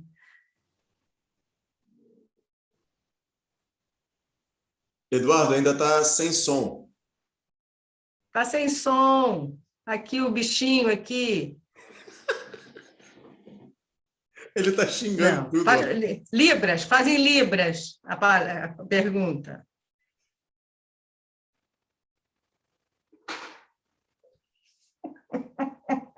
Faz no chat, escreve no chat a pergunta. Eu acho que ele não sabe fazer no chat. Eduardo, digita no WhatsApp que eu pergunto. Fala no WhatsApp que a gente passa para cá. Enquanto isso, quer ver se tem outra pessoa, Ana?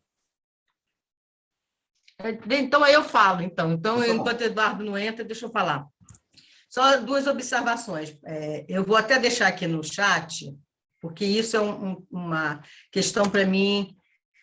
A questão do Palacete Abrantes, que é essa casa que a dona Carlota frequentou, que era a casa do Vila Nova da Rainha, essa casa a gente conseguiu documentar, nós conseguimos reunir todos os depoimentos e gravuras possíveis. Eu quero agradecer, pedir para o Júlio, acho que ele apresentou aqui, e fizemos uma página sobre ela no nosso site da Casa Senhorial, chamado Interiores do Palacete Abrantes, numa tentativa mesmo de reconstrução dessa casa que sofreu várias alterações, né? O Calbarata já tem um trabalho que ele faz, inclusive um trabalho daquelas lindezas que ele faz de animação de formas, ele faz uma cronologia das alterações da forma dela. Então, eu acho essa casa realmente emblemática para a gente estudar as alterações de gosto, de padrões, de a valorização da praia em detrimento do primeiro momento, a praia mais ao quintal, depois mais vista. Então, essas alterações todas que o gosto do século XIX vai sofrendo podem ser observadas por essa evolução da casa do Vila Nova da Rainha, que, só fazendo a ressalva, que jamais pertenceu a Carlota Joaquina. A Carlota Joaquina era uma hóspede, tanto é que o Pedro I vai comprar a casa do Vila Nova. A gente tem até o documento, está registrado o documento de compra, porque essa confusão se arrastou através de vários historiadores, atribuíram a Carlota a casa. Não, a casa ela foi uma frequentadora, evidentemente. Eu digo até, Vila Nova da Rainha não chamava Vila Nova da Rainha. Não. Tem uma pequena observação. Um vassalo, mas... Exatamente, Ana, só uma pequena observação. Claro que não comprou, claro que pertencia, porque você esquece do direito da aposentadoria. Ela simplesmente disse que queria a casa. Não, a gente tem essa documentação. Não, Júlio, essa documentação, igual a discussão com o Eduardo Chinó e o Palier. Não, essa documentação está precisa. Essa casa foi construída pelo Vila Nova, ele põe a leilão. Não. Tem o Palier agora. Bom, agora é Palier. Em suma, vocês, por favor, visitem aqui o endereçozinho, essa discussão que a gente continua no outro dia, mas só para vocês que tiverem interesse, a gente tem essa evolução, na medida do possível, dos documentos e das posses dessa casa, que realmente é um edifício emblemático do Rio de Janeiro do século XIX. Então, já que Eduardo voltou, vamos dar a voz para o Eduardo. Não, Júlio, claro que eu não tenho que perder a piada, meninas, desculpem, mas meu avô sempre dizia, quando eu vejo essas casas enormes, entendeu? Meu avô sempre dizia que casa era mais cara que amante francesa. Ele nunca me explicou esta conta, entendeu? Então, toda vez que eu vejo essas casas enormes, entendeu? Eu digo, gente, como é que você cuida dessa casa? Quantas janelas para limpar, entendeu? Tudo isso, entendeu? Claro que essas casas você tem que manter um estado que é impossível. Mas uma coisa que eu me lembrei, Júlio, quando eu vi aquelas janelas ogivais do Palácio Imperial, se lembra aquele quadro do Jacob Janssen, que a gente viu, do Terem, da casa do Terem, que a gente achou aquelas janelas esquisitas? Você não lembra as mesmas janelas ogivais? Porque é muito interessante esse trabalho do Júlio, porque eu tive essa felicidade, eu já passei para a Ana largou para lá, eu consegui uma família que tem não só grandes imóveis no Rio de Janeiro, como o Elias Antônio Lopes deu esse Palácio Imperial, essa quinta, que valia 20 contos de réis. E esse meu personagem tem uma casa em São Cristóvão que vale 16 contos de réis, quer dizer, 4 contos de réis de diferença, quer dizer, a casa mais ou menos seria apalacetada como a do nosso amigo Elias Antônio Lopes. E é muito interessante essa parte do que o Júlio fala, porque você, de repente, isso já acaba. Você, no período regencial, você muda a arquitetura urbana, você muda as casas e essas casas somem. Você não vê mais tirando o Palácio do Rio Seco, que continua ali ainda em pé. Agora, outras, eu não me lembro dessas memórias. Isso é uma coisa, a gente discutia essa memória dessas casas, o que restou, tirando a do Rio Seco, que eu me lembro. Agora, Francesca, você brigou comigo de morte, que você botou uma fazenda aliança, entendeu? Que eu não conhecia, entendeu? Isso é uma afronta total, entendeu? Parabéns. Onde é essa fazenda aliança? Entendeu? Onde é que ela fica? Porque ela teria que ficar ali perto no trecho da São Francisco, que, aliás, está faltando uma fazenda ali, que é São Luís de Cima. Entre a São Francisco e São Fernando tem a São Luís de Cima, eu vou te mandar uma fotografia depois dela. Tá? E uma coisa que eu gostaria de falar, você fala do falquejador, fala do carpinteiro, mas não coloca o carapina. O carapina é importante. É o que trabalha com madeira grossa, é madeira de trabalho. O carpinteiro é interessante porque o carpinteiro faz móveis. Né? Então, essas duas que eu gostaria de colocar. E uma coisa que você tem que dar uma olhada, Francesca, é nos livros, nos jornais, o município vassourense tem muito anúncio de serviços, tá online, tá na hemeroteca da Biblioteca Nacional. Foi lá que eu achei o nome do jardineiro da Fazenda Secretária, ele se oferecendo para ser jardineiro. E eu cuidei da Fazenda Secretária, eu sou jardineiro, estou atrás de trabalho. Então, Júlio, é isso que eu me lembrei, a gente falar dessas casas que se foram, se tem alguma memória dessas, tirando o passo, é claro. E, Francesca, eu briguei de morte com você, que você achou a Fazenda Aliança. Entendeu? Depois me conta onde é que é. Só isso que eu tenho a dizer. Deixa eu fechar de novo meu áudio aqui.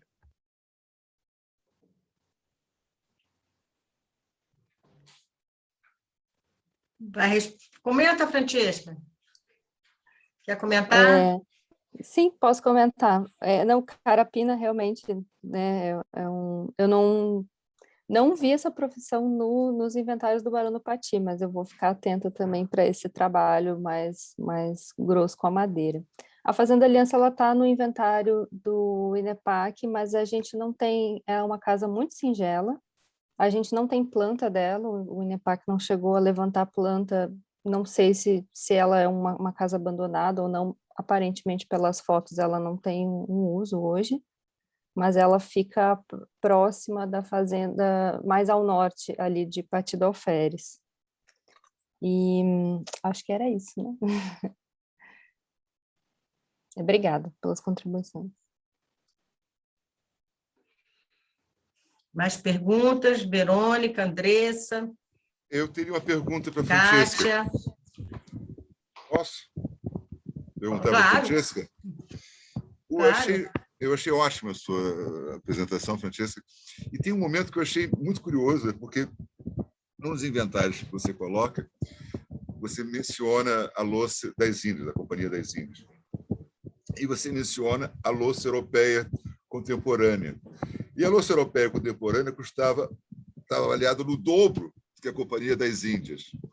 Eu achei isso muito divertido. E a outra coisa é o uniforme de coronel da Guarda Nacional. Eu acho que era o uniforme de coronel aqui. Esse chinó que é muito bom nessas coisas, é capaz de dizer. Então, todos eles pertenciam à Guarda Nacional. Né? Todos os grandes fazendeiros tinham participação na Guarda Nacional. Ou, dependendo da distância para a corte, eu era o capitão da Guarda Nacional, ou eu acabava sendo um coronel da Guarda Nacional. É o que acontece lá no Vale do Paraíba, não é? eu não estudei todas as famílias, né? Somos um grupo que cada uma estuda assim um pouco de cada família, mas das famílias que eu estudei, sim, é isso mesmo. Acabam tendo funções na Guarda Nacional. E foi o caso do Barão do Pati. E o caso das louças, realmente aparecem 3 jogos de louça. Essa O louça da Visconde Índia, também, né? Visconde do Rio Preto também, quase todos eles, assim, até onde eu tenho visto, os que eu tenho chegado até eles via as pinturas, todos eram membros da Guarda Nacional. Então, um parênteses, a Guarda Nacional, cavalaria. Que infantaria, você já, como diz o outro, já nem leu o inventário. Se ele for da Cavalaria da Guarda Nacional, você começa a ler o inventário. Se for da infantaria, você seu já Snob, tá, tudo bem. Infantaria não passa tem para inventário. outro. Deixa eu fazer minha outra pergunta, por favor. Tá bom. Tá? Na visita que faz o imperador a Pati de Alferes, eu achei muito comovente o fato do imperador dormir num sobrado e embaixo funcionar um colégio. Quer dizer, é uma coisa... Isso é um Brasil que eu adoro, porque da mesma forma que podia funcionar um colégio, podia funcionar uma venda de secos e molhados embaixo e o imperador dormindo em cima do sobrado. Isso você encontrou, essa divisão extraordinária de você compartilhar um aluguel, né? Quer dizer, o barão Pati de Alferes estava recebendo dinheiro para ter aquele colégio lá embaixo, e dali não era, enfim... não era generosidade do barão, e, ao mesmo tempo, o imperador dorme em cima do colégio e acorda às 4 da manhã, porque se quisesse dormir até mais tarde, as crianças iam acordá-lo de qualquer forma. Então, é maravilhosa essa intimidade entre os dois aspectos do comercial e do residencial, mesmo nas famílias ricas do Vale do Paraíba. Você encontrou mais coisas nesse sentido? Com relação à escola funcionar na parte de baixo do sobrado, também foi uma surpresa para mim, que eu encontrei a notícia da escola, que funcionaria no prédio do Barão, segundo a notícia, e eu não associei a casa, pensei, é impossível que seja na casa, mas depois eu encontro a notícia da visita que vai detalhar, então, que era realmente um colégio. Eu não encontrei outras casas a gente não encontra também em Vassouras, né, outras casas que no térreo funcionava alguma outra coisa, comercial ou serviço. A particularidade do Barão do Pati é que, pelas trocas de carta dele com o comissário, ele era muito, muito apertado de dinheiro, digamos assim, né? Ele penava para sustentar essa pompa de barão, então ele vive assim, renegociando essas dívidas, né, que vão aparecer também no inventário dele, e inclusive a hipótese de que há menção nessas cartas de que ele teria uma casa na corte, que ele manteria também uma casa na corte, com 2 carros, né, 2 charretes à disposição, e que depois ele manda vender por causa do alto custo de manutenção daquilo que ficava praticamente parado, né? Então, ele reclama o tempo todo desse alto investimento na manutenção do seu status. Então, o aluguel dessa casa em 1857, ou seja, pouco antes dele falecer, pode também ter sido em decorrência dele precisar, enfim, arrendar aquele espaço, mas a gente não tem mais explicações, assim, mais indícios a respeito disso, mas é muito curioso, realmente. E a visita do imperador a essa casa foi uma visita surpresa, assim, ele estava fazendo uma viagem pela região e ele não programou essa pernoite, né, então ele é relatado que é uma coisa que ocorre, assim, ele chega, o barão não está, enfim, o barão chega depois e recebe ele e acomoda ele nessa casa. Então, não teve nenhuma programação, nenhuma pompa, nenhuma festa maior para esse recebimento. Obrigado. Não foi oficial. E nós, assim, essas notícias, digamos, dos passeios, das viagens do Pedro I, do Pedro II na província do Rio de Janeiro, ainda carecem de uma sistematização. Então, estamos propondo para o Eduardo Schnorr que a gente prepare um projeto para fazer esse tipo de sistematização, porque elas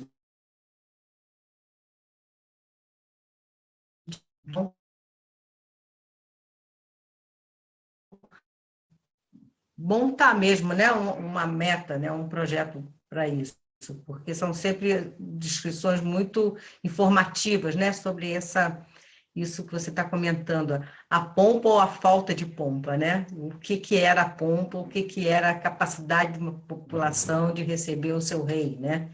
No caso de Valença e Vassouras, a gente tem esse relato. Eu só queria dar um pitaco rápido aqui. Eu acho que, por exemplo, nessa apresentação agora, e é muito interessante você mostrar que você pode ter uma multidisciplinaridade, quer dizer, vários assuntos poderem ser discutidos ao mesmo tempo. Quer dizer, você não tem uma necessidade de você fazer uma coisa exclusivista, primeiro reinado, segundo reinado. Você tem uma passagem aí e muita informação que podem ser cruzadas e serem trabalhadas em conjunto. Quer dizer, história da arte, arquitetura, eu com documentação mais primária, digamos assim, que é essa ideia que eu e Ana, Júlia, a gente está pensando, né? Porque está muito dispersas as informações. Por exemplo, esse trabalho da Francesca, junta com o do Júlio, por exemplo, pega, por exemplo, toda essa apresentação do Júlio e o pessoal da Ana faz uma planta baixa, descreve a casa, e como é que se passou isso para o segundo reinado? São informações que a gente não tem. A gente tem um Ender, depois do Ender você vai começar a ter uma parte 1850 e tem um buraco ali, entre 1830 e 1850 você tem um buraco.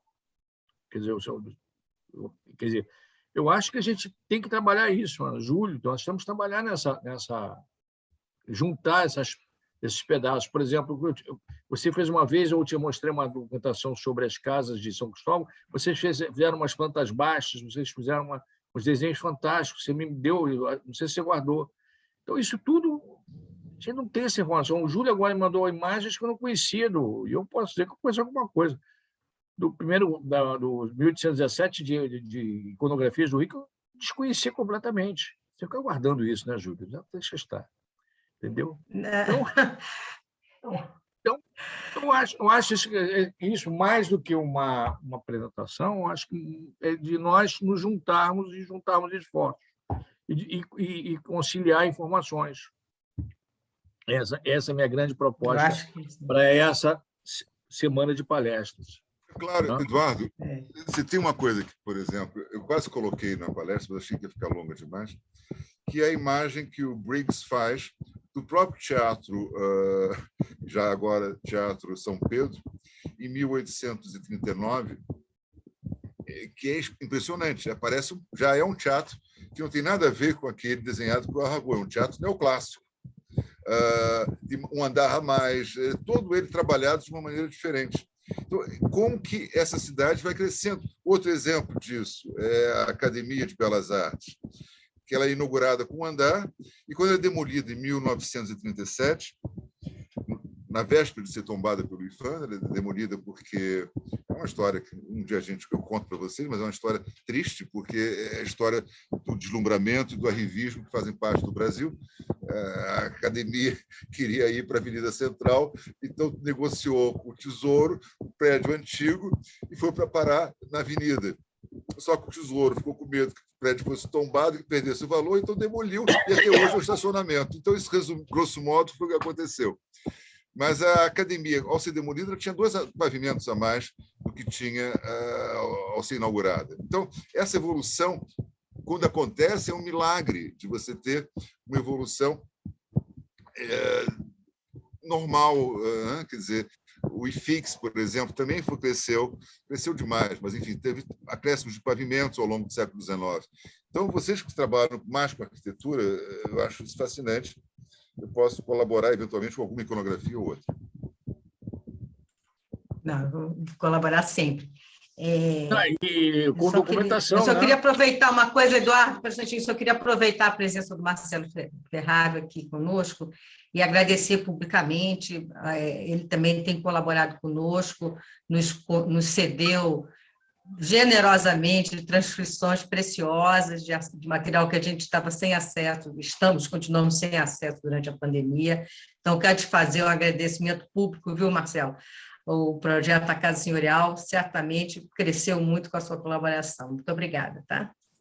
E a importância das fontes primárias, a importância da gente organizar, retomar os acervos de Vassouras, fazer essa documentação voltar a ficar acessível, com mais recursos, com mais tecnologia, que parece que foi a promessa, né, já acenada no primeiro dia. Eu acho que no fim do Congresso a gente poderia talvez fazer uma carta de apoio, alguma manifestação que nos solidarizasse com essa vontade de retomada da Universidade de Vassouras em relação à história e à documentação do Vale, né? Eu acho que é uma coisa que todos os trabalhos aqui estão mostrando a atualidade, a necessidade de renovar, de revisitar as fontes primárias, e o Congresso está possibilitando essa confirmação.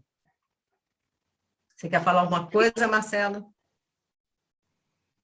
Não, eu só queria agradecer as palavras. Na verdade, para todos nós que fazemos pesquisa, a oportunidade de colaborar coletivamente, ela é sempre fundamental. Se eu fiz pesquisa é porque eu contei com muita gente que abriu portas para mim, e se a minha pesquisa em alguma medida conseguiu ajudar, apesar dos meus documentos estarem tão bagunçados, eu era um mestrando ainda em começo de processo de pesquisa, se de alguma forma os documentos ajudaram, fico muito feliz e contem sempre comigo. Eduardo, quer falar? Não, só me despedir, agradecer a todos, e eu acho que esse é o caminho, nós juntarmos informações, nós trocarmos informações, discutirmos essa ideia de juntar, de fazer uma coisa, vamos dizer, uma Vale do Paraibana, digamos assim, né? E porque tem nós estamos em 2021, mas é muita informação que ainda falta, muita coisa. Eu viajo muito, vejo muita coisa, eu fico espantado porque eu ainda acho, digamos, entre aspas, arquivos fechados como o de São João Marcos, né? São João Marcos, eu consegui transcrever parte dos livros de notas, mas o que tem de documento no São João Marcos fechado é uma barbaridade. Um exemplo, uma cidade importantíssima. Angra dos Reis, parece que não, mas eu trabalhei no segundo ofício de notas de Angra dos Reis por outros motivos. O que tem de documentação, o que tem de informações que são relevantes, né? Tanto, inclusive, para todas as áreas de conhecimento de história, né? Então, agora estamos entrando conseguimos reabrir a Casa de Petrópolis, a antiga Casa dos Sete Erros, que virou uma casa cultural e que pode começar também a alimentar com informações e com trocas de informações. Quer dizer, estamos indo. Eu agradeço a Ana, agradeço o Júlio, agradeço a Francesca, Torém aqui. Já estamos tocando figurinhas atrás do Vilaronga já há algum tempo. Ferraro, prazer. E estou à disposição de vocês. Muito obrigado por tudo, Ana. Mais uma vez, um beijo para vocês. Boa tarde para todos. Bom, se não tem mais ninguém para falar, eu devolvo a palavra para o Luiz, para o organizador. Obrigado, Ana. De antemão, eu gostaria apenas de reiterar que esse evento, embora tenha, né, o meu nome como organizador, ele não teria a feição que tem se não fosse a colaboração da própria Ana Pessoa, do Ricardo Salles, do Eduardo Chinó. Então, no geral, por uma mera formalidade, o meu nome vem à frente, mas, no geral, ele não é um evento individual, muito pelo contrário. Tá? Digo que tenho aprendido muito nesses últimos meses, atuando na coordenação de doutorado em História da Universidade de Vassouras, porque eu, embora especialista em Antiguidade Clássica, né, eu percebia muito isso, da necessidade de sempre termos parceiros ao lado, e por vezes, por uma questão ou outra, a pesquisa parece ser muito solitária, mas isso não tem acontecido aqui, né? Eu fico muito feliz de poder estar realizando essas atividades em Vassouras, sobretudo pelo potencial histórico da cidade, patrimonial, sobretudo, que tem aí uma perspectiva de integração com esse aspecto histórico. E digo que para mim é uma satisfação imensa estar realizando esse congresso com vocês. Então, sem vocês, né, não seria um congresso. Então, sendo assim, reitero também que, na atual conjuntura, a universidade ela tem se mostrado muito interessada em realizar atividades voltadas a questões de patrimônio e temos tentado aí encontrar meios de viabilizar essa questão do antigo acervo do CDH. Então, o que vocês precisarem e o que nós pudermos fazer, vocês podem contar conosco. Eu estou à frente, né? Embora não seja hierarquicamente o elemento mais importante nessa escada, eu tenho como tranquilamente dialogar com quem possa viabilizar isso. Então, novamente, muito obrigado. A Universidade de Vassouras está aberta, né, a diálogos, parcerias, e espero que a gente possa assegurar isso de maneira efetiva. Então, muito obrigado novamente. Gostaria, aproveitando esse momento, de convidá-los a participar do turno da tarde, aonde nós vamos ter aqui o Magno Fonseca Borges, trabalhando com vassouras e a questão ferroviária. Vamos ter o Carlos Gabriel Guimarães, com associações de capitalistas ou associações de proprietários, o Banco Comercial e Agrícola no Império do Brasil, um banco comercial e emissor no Vale do Paraíba, e o Tiago de Souza Reis, com De Mineiros a Cafeicultores, a família Teixeira Leite e a ocupação do Vale Paraíba do Sul. Então, dito isso, acredito que podemos encerrar essa mesa com muita satisfação, tá? E, novamente, agradecer a presença de todos vocês. Muito obrigado. Então, estou pausando então, aqui a gravação. Com certeza. Até a tarde. Até. Obrigada. Não por isso. Eu que agradeço. Tchau. Até tarde.